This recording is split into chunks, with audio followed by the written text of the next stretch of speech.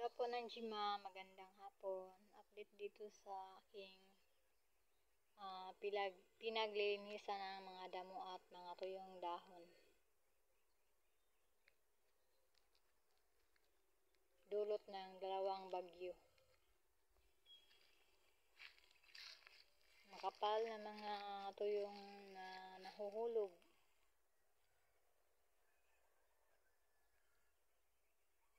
Hindi pa ako natatapos dito.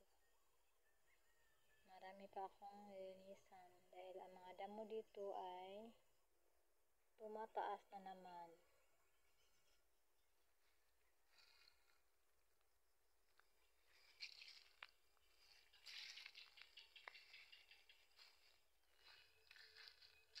Ito nga pala ang mga sanga ng dito ko na inilagay.